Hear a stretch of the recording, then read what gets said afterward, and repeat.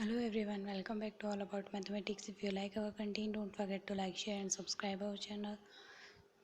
In this video, we are going to discuss next portion of linear algebra December 2019 Assam Meghalaya question paper part C. So previous video में हमने दिसंबर 2019 Assam Meghalaya question paper के 6 question discuss कर लिए थे, जिसमें 2 question और बाकी रहे थे। टोटल 8 क्वेश्चन पूछे गए थे पार्ट सी से। सो 2 क्वेश्चन आज के इस वीडियो में डिस्कस करेंगे। So let us start with the first question. So first question में पूछा गया let A B A 3x3 matrix over C. A हमें 3x3 मैट्रिक्स दिए हुए कॉम्प्लेक्स नंबर पे वह omega equals to exponential 2 pi iota by 3। Which of the following are true? कौन सा स्टेटमेंट ट्रू होगा? फर्स्ट स्टेटमेंट कह रहा है A cube equals to I, then eigen values of A are I omega omega square.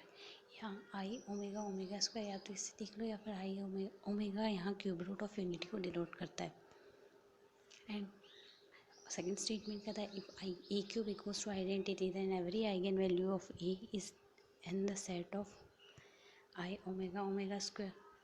And third statement कहता है if eigen values of A are I omega omega square then I cube equals to 1। And last statement कहता है if every eigen value of A is in the set of I omega omega square then E cube equals to identity. So one by one options को check करेंगे। First statement कह रहा है हमें if A cube equals to I, मतलब A cube identity है then eigen value I omega omega square ही होगी। सो अगर ए हम आइडेंटिटी मैट्रिक्स से ले लेते हैं देन इसके लिए ए क्यूब की वैल्यू आइडेंटिटी आएगी, बट इसकी सारी आइगन वैल्यूज़ हमारे पास 1 है। बट ऑप्शन ये कह रहा है इसकी eigen value 1 omega and omega square होगी, बट यहाँ सारी आइगन वैल्यूज़ 1 ही आ रही है। That is why option A discard हो गया, जो कह रहा है eigen value 1 omega omega square ही आएगी। सेकेंड स्टेटमेंट की अगर बात करें, सेकेंड स्टेटमेंट कह रहा है if I A square equals to identity then every eigen value of A is in the set of I omega and omega square. यानी ए क्यूब इक्वल्स टू अगर identity होगा देन आइगन वैल्यू हमारे पास 1 omega and omega square होगी। So अगर हम लेते हैं A cube equals to identity और ए हमें 3 मैट्रिक्स सी दिया है एज वी कैन सी, तो 3x3 मैट्रिक्स अगर 3 से ज़्यादा होती देन ये हमें निलपोटेंट इसका मिनिमल पॉलिनोमियल को डिनोट करता है। बट यहाँ ये हमारे पास 3x3 मैट्रिक्स ही है, दैट इज़ वाई ये हमारा इसके 3 फैक्टर्स ही बनेंगे। दैट इज़ वाई ये हमें कैरेक्टरिस्टिक पॉलिनोमियल को डिनोट करेगा। मतलब अगर इसकी पावर 3 से ज़्यादा होती देन हमें ये मिनिमल पॉलिनोमियल को डिनोट करता, क्योंकि मिनिमल पॉलिनोमियल की फैक्टर्स रिपीटेड फैक्टर्स होने की वजह से उसमें कम फैक्टर्स भी आ सकते हैं। बट कैरेक्टरिस्टिक पॉलिनोमियल में हमारे पास जितने रूट्स होंगे उतने फैक्टर्स बनेंगे।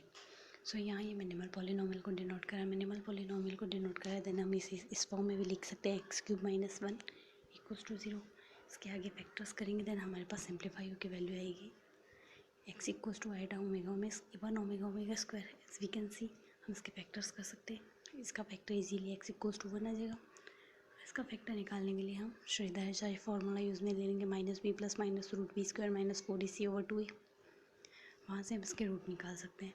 देन इसकी रूट सिंप्लीफाई होकर आएगी वैल्यू हमारे पास 1 ओमेगा ओमेगा स्क्वायर। सो इसकी eigen value 1 omega omega square होगी, क्योंकि कैरेक्टरिस्टिक इक्वेशन को सिंप्लीफाई करने पर जो रूट हमें मिलते हैं, जो हमें रूट पाए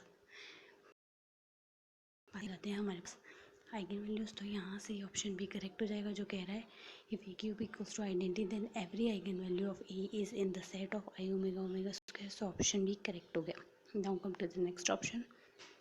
नेक्स्ट ऑप्शन कह रहा है if the eigen values of A are I omega and omega square, मतलब अगर आइगन वैल्यू ये होगी then A cube equals to identity. So या तो हम इसे इस तरीके से रिवर्स फॉर्म में अगर जाएँ देन रिवर्स फॉर्म में जाने की वजह से हम इसे ऐसे सिंप्लीफाई कर सकते हैं, क्योंकि अगर हमें eigen value X equals to omega omega square दी हुई है then eigen value characteristic equation को सेटिस्फाई करती है।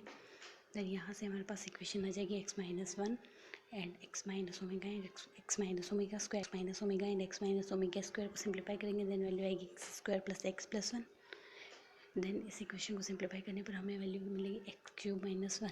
सो ये हमारे पास कैरेक्टरिस्टिक पॉलिनोमियल और कैरेक्टरिस्टिक पॉलिनोमियल से रिवर्स फॉर्म में जाने की वजह से हमें X cube equals to identity मिल गया। ये एक तो ये तरीका, दूसरा तरीका ये कहता है बट ये तरीका हमारे पास गलत होगा, क्योंकि यहाँ हमें दिया अगर eigen value 1 omega omega square होगी then A cube equals to identity होगा। सो अगर आइगन वैल्यू हमारे eigen value of A equals to lambda है, then eigen value of A's power n equals to lambda's power n, then 1 omega omega square हमें A की eigen value दी हुई है, then A cube की eigen value आ जाएगी 1 cube omega cube and omega 2 cube, omega square cube यानी omega's power 6 आ जाएगा। सो यहाँ से eigen value of A cube equals to 1 1 1 आ जाएगी हमें। और अगर आइगन वैल्यू 1 1 1 आ रही है, बट इसके लिए हम ये नहीं कह सकते ए क्यूब की वैल्यू 1 होगी। सो ये तरीका हमारे पास गलत है, इसलिए हमारे पास सही मेथड ये होगा, आइगन वैल्यूज़ हमें ये दी हुई है। सो आइगन वैल्यूज़ कैरेक्टरिस्टिक इक्वेशन को सेटिस्फाई करती है। 3 डिस्टिंक्ट आइगन वैल्यू दी है, that is Y characteristic equation similar हो जाएगा, क्योंकि अलजेब्रिक मल्टीप्लिसिटी सबकी एक ही है। दैट इज़ वाई उसे सिंप्लीफाई करने पर हमें कैरेक्टरिस्टिक पॉलिनोमियल मिल जाएगा, और कैरेक्टरिस्टिक पॉलिनोमियल मैट्रिक्स द्वारा सेटिस्फाई किया जाता है। दैट इज़ वाई हमारे पास ऑप्शन सी भी करेक्ट आ गया। तो हमारे पास करेक्ट ऑप्शन बने option B and option C. Now come to the last option, option D. Option D कहता है if every eigen value of A is in the set 1 omega omega square then. तो ये एक statement correct नहीं है, क्योंकि अगर किसी मैट्रिक्स के लिए हम अज्यूम करते हैं let A equals to 3 cross 3 matrix like this, ये हमारे पास एक अपर ट्रायंगुलर मैट्रिक्स है, then diagonal element eigen values बनाएंगे। सो यहाँ से आइगन वैल्यू बन जाएगी 1 1 एंड 1 डायगोनल एलिमेंट। सो इसके eigen value 1 omega omega square set से बिलोंग्स कर रही है, बट इसके लिए ए स्क्वायर की वैल्यू ये आएगी और ए क्यूब की वैल्यू ये आएगी। As we can see this is not equals to identity, that is I option D discard हो गया, जो कहता है अगर eigen value one omega omega square से बिलोंग्स करती है, मतलब सेट से, then A cube equals to identity, उस ऑप्शन डिस्कार्ड हो गया। तो हमारे पास यहाँ से करेक्ट ऑप्शन बना ऑप्शन बी और ऑप्शन सी। ऑप्शन बी कहता है अगर A cube equals to identity होगा then eigen value 1 omega omega square होगी, और ऑप्शन सी कहता है अगर eigen values 1 omega omega square है then A cube equals to 1 होगा। Now come to the next question and last question of this video. So इस question में कहा गया है let V be a finite dimensional vector space over K, then which of the following are true. तो कौन सा statement true होगा? First statement कहता है V is not union of two proper subspace. Option B कहता है if V has exactly two subspace then V is isomorphic to K as a vector space. Option C कहता है V is not union of finitely many proper subspaces. और option D कहता है if V is greater than 1 dimension of V greater than 1 then the intersection of all non-zero subspaces of V is a non-zero subspace of V। तो इस question को करने के लिए हमें फाइनाइट डायमेंशनल वेक्टर स्पेस दिया है ओवर फील्ड की, then which of the following पूछा गया कौन सा स्टेटमेंट ट्रू है। तो फर्स्ट स्टेटमेंट कहता है हमें V is not a union of two proper subspaces. So अगर हम अज्यूम करें कि V दो यूनियंस का दो वेक्टर स्पेसेस का दो सबस्पेसेस का वेक्टर स्पेस है, यानी यहाँ दिया V is not union of two proper subspace. हमें प्रूव करना है वी टू प्रॉपर सबस्पेसेस का यूनियन नहीं है, बट अगर हम अज्यूम कर चलें let us assume like V is equals to V1 union V2 मतलब as a union of two proper subspaces, then there exist non zero vector. तो यहाँ दो नॉन ज़ीरो वेक्टर V1 और V2 इस तरीके से बिलोंग्स करेंगे कि लाइक यहाँ से V1 तो बिलोंग्स करेगा V1 बाई V2 से, और V2 बिलोंग्स करेगा V2 बाई V1 से। यानी अगर देन अगर V1 बिलोंग कर रहा है V1 बाई V2 से, देन V1 से बिलोंग्स कर रहा है not V2, implies V1 doesn't belongs to V2। और यहाँ से अगर V2 बाई V1 से बिलोंग्स कर रहा है then V2 belongs to V2 doesn't belongs to V1। यहाँ से ये सिंप्लीफाई होती है कंडीशन, और यहाँ दिया है V1 plus V2 belongs to V1, then V2 equals to V2 को हम इस फॉर्म में लिख सकते हैं V1 plus V2 minus V1। सो यहाँ से ये अगर ये V1 प्लस V2 हमें V1 से बिलोंग्स हो रहा है, V2 बिलोंग्स हो जाएगा यहाँ से हमारे पास अगर इसको सिंप्लीफाई करेंगे ये वैल्यू आएगी, तो यहाँ से सिंप्लीफाई होगा V2 भी हमारे पास V1 से बिलोंग्स होगा, बट V2 हमारे पास हमने यहाँ ज्यूम किया V2 V1 से बिलोंग्स नहीं कर रहा, तो ये हमारे पास कंट्राडिक्शन आ गया। सो हमने जो अज्यूम किया है ये गलत है। और इसके अलावा अगर हम ये भी अज्यूम करके चले V1 प्लस V2 अगर V2 से बिलोंग्स कर रहा है देन V1 को हम लिख सकते हैं V1 plus V2 minus V2। As we know V2 हमारे पास V2 से बिलोंग्स कर रहा है और V1 प्लस V2 भी हमने V2 से ले लिया। तो अगर A belongs to B, A belongs to V, B belongs to V, then A minus V also belongs to V, क्योंकि वेक्टर स्पेस है देन क्लोजर प्रॉपर्टी सेटिस्फाई होगी। सो क्लोजर प्रॉपर्टी सेटिस्फाई होगी then उनका linear combination भी उसी vector space में जाएगा, that is Y ये भी हमें V2 में मिलेगा, क्योंकि हमने V2 वेक्टर स्पेस लिया है, वेक्टर सब स्पेस लिया है, इम्प्लाइज वेक्टर स्पेस तो है ही है। दैट इज़ वाई V1 भी हमारे पास V2 से बिलोंग्स करेगा, बट हमने यहाँ पे अज्यूम किया है कि V2 हमारे पास V1 V2 से बिलोंग्स नहीं करेगा और V2 V1 से बिलोंग्स नहीं करेगा। दैट इज़ वाई ये कंट्राडिक्शन आ गया। तो इससे ये प्रूफ हुआ, यहाँ से सेटिस्फाई हुआ, implies that a vector space can never be written as a union of two proper subspace. तो ये हमें स्टेटमेंट फर्स्ट में प्रूव करना है. स्टेटमेंट फर्स्ट कह रहा है V is not a union of two proper subspace. That is why option A correct हो गया. Now come to the next options. इसके अलावा अगर हम ज़्यादा वेक्टर स्पेसेस की बात करें, यहाँ तो हमने लिया है केवल दो वेक्टर स्पेस के लिए, लेकिन किसी भी वेक्टर स्पेस को दो प्रॉपर सब स्पेसेस के रूप में नहीं लिख सकते. और अगर हम प्रूफ करना चाहें किसी भी इनफाइनाइट फील्ड के वेक्टर स्पेस को भी हम एन से एन इक्वल्स टू 2 3 मतलब ज़्यादा वेक्टर स्पेस की यूनियन के रूप में नहीं लिख सकते, मतलब फाइनाइट यूनियन के रूप में नहीं लिख सकते. यहाँ पे हम अगर स्टेटमेंट लें तो रिजल्ट हमारे पास ये भी एक डायरेक्ट रिजल्ट स्टेट करता है. If V is a vector space over a field over an infinite field, then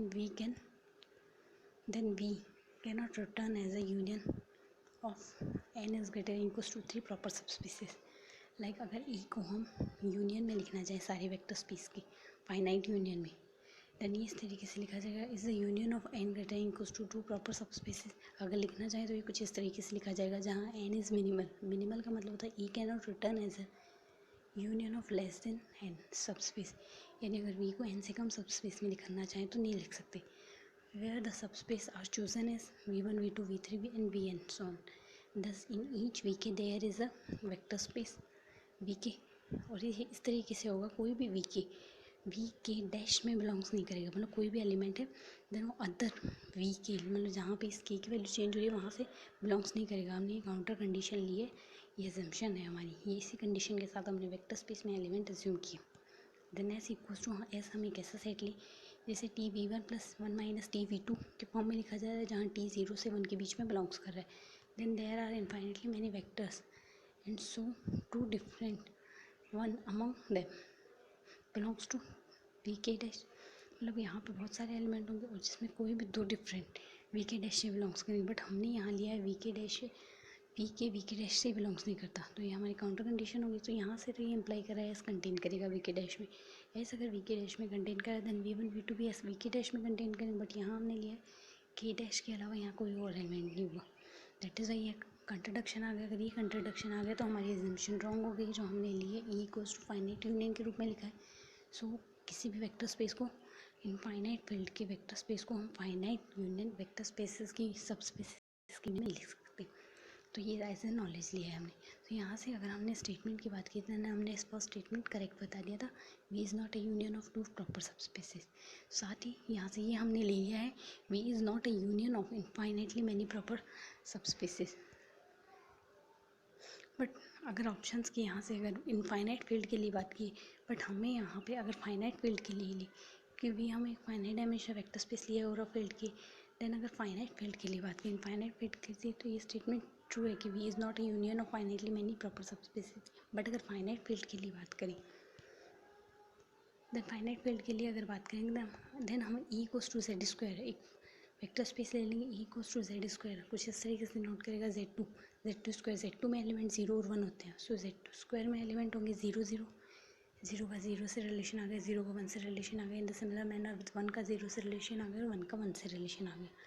ये हमने Z2 स्क्वायर लिख दिया है. सो Z2 स्क्वायर अगर V1 हमने वेक्टर स्पेस कुछ इस तरीके से लिया है Z2 E1 जहाँ E1 और E2 हमने कैनोनिकल बेसिस लिया. बेसिस मतलब 0 1 0 आइडियल बेसिस जो हम लेते हैं वो है E1 और E2. तो वहाँ and V2 equals to Z2 E2 लिया है. Then V3 equals to Z2 E1 + E2. हमने ये तीन वेक्टर सबस्पेसेस ले लिए और ये हमारे पास वेक्टर स्पेस हो गया. सो अगर E की बात करें तो E को हम V1 union V2 union V3 में लिख सकते हैं. तो ये फाइनाइट यूनियन में लिख लिया हमने किसी वेक्टर स्पेस को.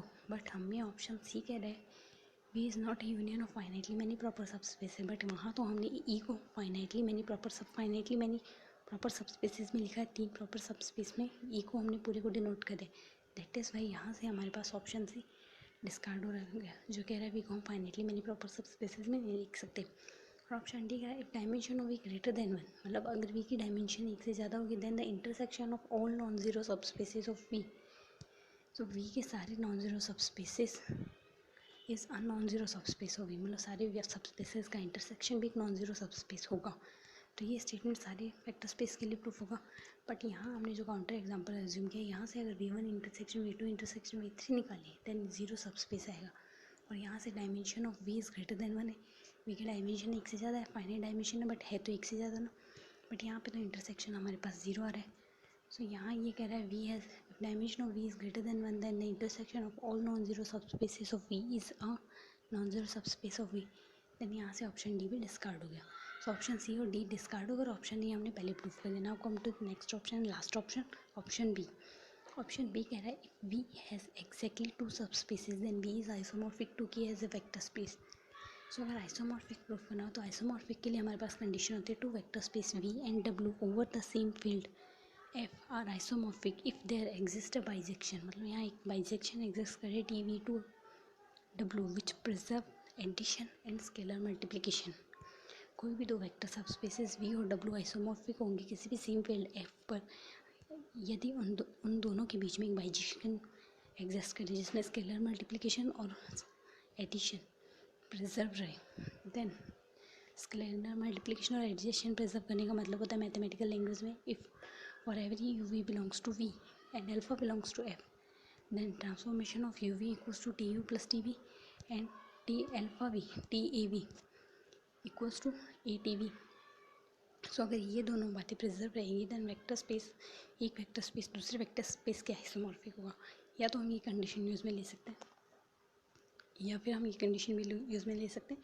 तो finite dimension of vector space over the same field are isomorphic if they are the same dimension. मतलब कोई भी दो फाइनाइट डायमेंशन वेक्टर स्पेस किसी भी एक सेम फील्ड पर आइसोमॉर्फिक होगी यदि और केवल यदि उन दोनों के बीच में सेम डायमेंशन हो, मतलब उन दोनों की डायमेंशन सेम हो।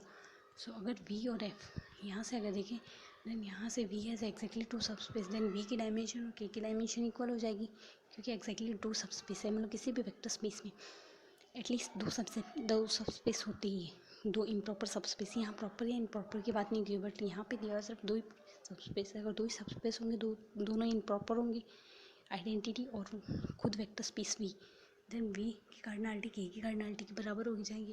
Then V and K are isomorphic हो जाएंगे क्योंकि के एज अ वेक्टर स्पेस अगर लेंगे then V is isomorphic to K क्योंकि कोई भी दो वेक्टर स्पेस आइसोमॉर्फिक होते हैं over the same field isomorphic होते हैं यदि उनकी कार्डिनलिटी सेम हो।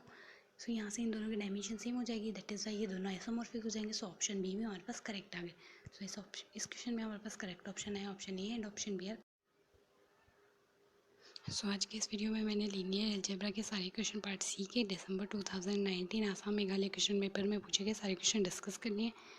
अगर आपने प्रीवियस वीडियो नहीं देखा बाकी 6 क्वेश्चन का you can go and check in the description box, मैंने लिंक वहाँ डाल दी है। So thank you.